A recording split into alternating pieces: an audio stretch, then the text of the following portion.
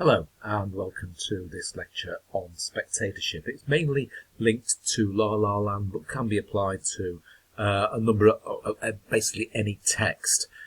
This is different from when we look at audience. Audience is a collective, spectatorship is an individual. And how do we respond to text such as films? This is what we're going to be looking at over the next 15 minutes, maybe a little bit more. Chances are that I'll have to go into a second lecture, but we'll see how we get on.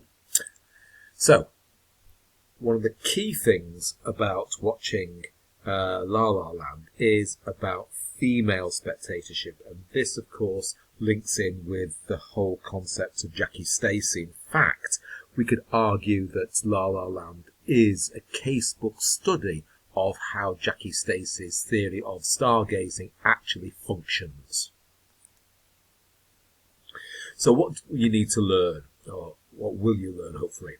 Well, how the spectators conceived as both passive and active in the act of film viewing, how the spectator is in dynamic interaction with the film narrative and film features designed to generate a response, and reasons for the uniformity or diversity of response by different spectators. In other words, how we respond as a group, or how we sometimes respond very differently when we're all watching the same thing at the same time.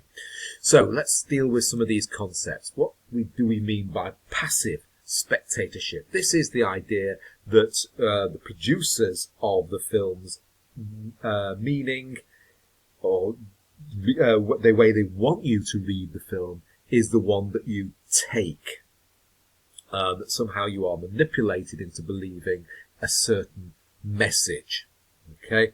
And that somehow that by constantly showing these images and messages that we are subdued into believing this. So, for example, the boss always is male and the secretary is always female. If you constantly watch that we will believe that. So we accept that as a passive spectator.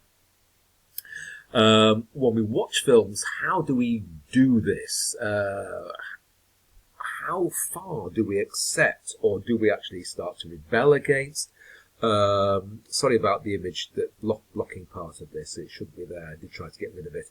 Can you read a film in more than one way? Okay, and does it depend on how you are and what you walk into the film with as you start to watch it? In other words, what are your thoughts just prior to this? So there are different models that we can look at. So one is the effects model, and this is basically that the producers create a text and we respond to it in the way they want us to, and the power of the message is dominant in this. It's basically called the hypodermic needle model, where basically the producers are the ones that inject us with the meaning of the message of the text, and we accept that. It goes back to the Frankfurt School, who were a group of Marxist theoreticians living in Germany before the Second World War.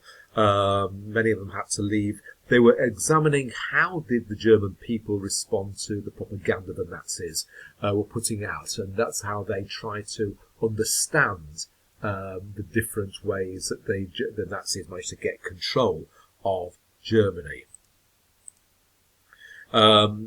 Basically, the Bobo doll is whereby a child watches something, for example, somebody coming in a film, or actually is present, where somebody comes up and punches a doll. The child responds by doing the same themselves. So therefore, in other words, by watching texts that are violent, we become violent ourselves.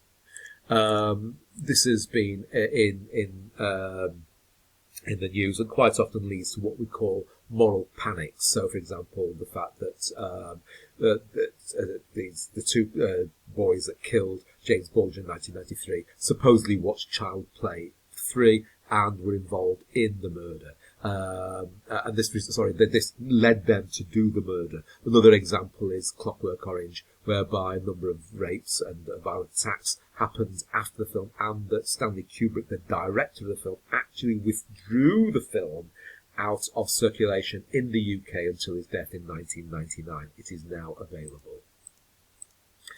Often this leads to outcries, political outcries, and demands for greater censorship. So, for example, after the video nasties of the early 80s, there was a banning of certain types of film. In things like Driller Killer and I Spit on Your Grave were considered films that should not be available to us. As I say, this leads to moral panics where somehow we develop the ability to do copycat things. So in other words, the media pushes the interpretation to the reader. How far does this actually happen? Do we interpret things in different ways? Why is it always violence that we respond to? Maybe certain things, why, if we watch loads and loads of rom-coms, do we become more romantic? We don't know. Also, maybe because we are set the messages that we are relatively familiar with. So in horror films, we keep on getting to see the same things. So maybe that is why we respond to them. Can we ever switch that knowledge off? So there are a vast range of variables. I'm not going to go through all of this with you, conscious of time, but it's important to read through this. If there are any issues, please get in contact.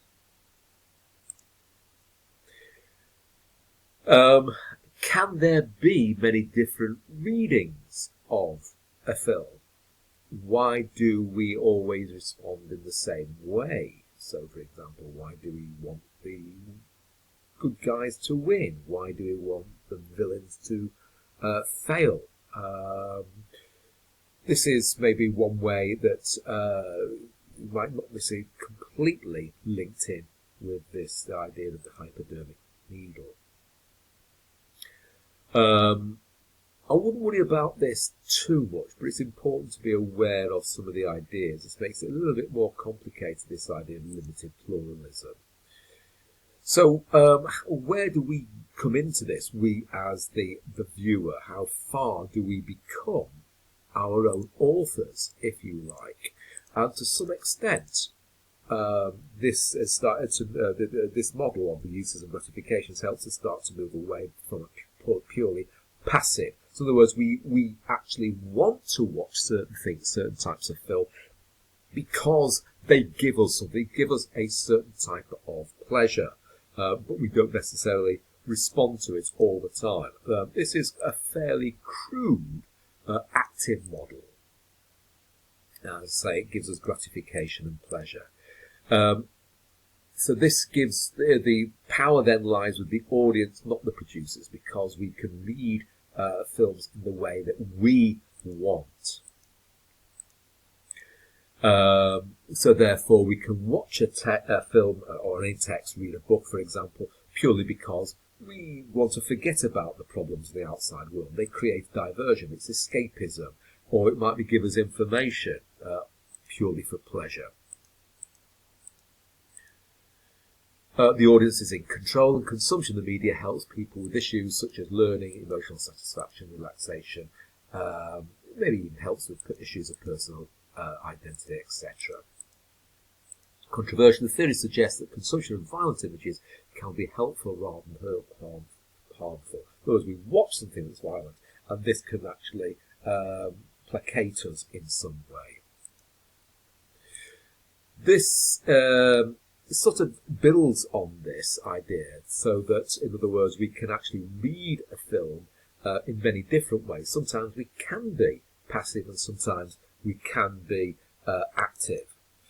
So, in other words, the producers, it's accepted the producers want us to read a film in a certain way. They encode it, a text, in a certain way, and then we decode it in the way we wish to, which might be in the way that the producers want.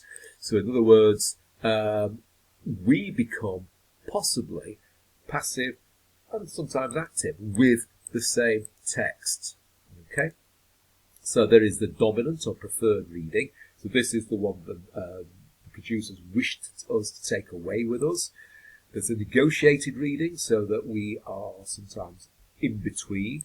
And then there's an oppositional reading. We read something in a very different way and against something that that is presented to us. So if we're watching something that might be completely against our moral code, we might be rooting for a character. Say, for example, it's a film about that celebrates the Ku Klux Klan, and the black characters are seen as the bad guys. We might be rooting for the bad guys in this film. So we're taking an oppositional reading. So here just explains a little bit more about the different types of reading of the dominant, the negotiated, and the oppositional. This gives us a better idea of how we read a narrative. It occurs, as it says here, in a narrative where all the information presented reflects the subjective perception of a certain character, which is called internal focalization. To work out if the story has a character focalizer, check to see if the story is told predominantly from a specific character's point of view. So in other words, if we take a film like Lady of Shanghai, it is completely taken from the point of view of Mike O'Hara, because he is doing the voiceover. It is his story. It's not presented to us in an unbiased way. So when we look at this focalization, we might actually start to recognize characters. So when we look at a film like La La Land, this is interesting because it gives us not one but two characters to focalize with. So we're actually at the beginning of the film, we see the two different characters, and then the narrative splits into two. So we begin to see Seb's story, and that continues. Sorry, not Seb, sorry. We see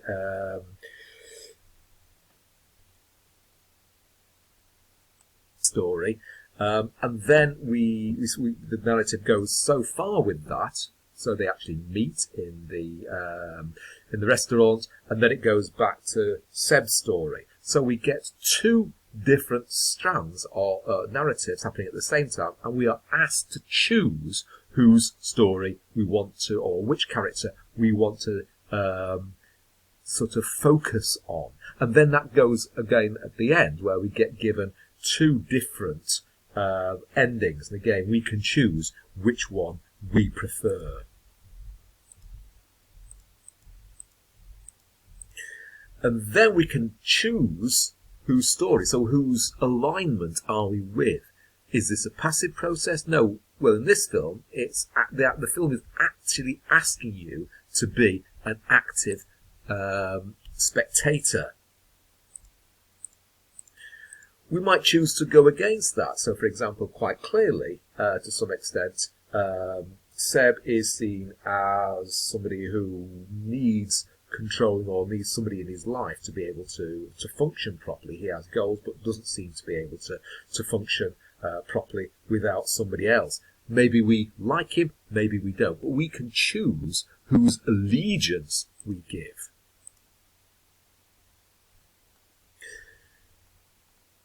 Here is a useful diagram to see how far the work we've been doing on spectatorship can link in with ideology, and especially when we look at female spectatorship. And as I said to you before, Mia is a good example of female spectatorship because she's always looking. Look at her wall in her room, and she functions as a stargazer.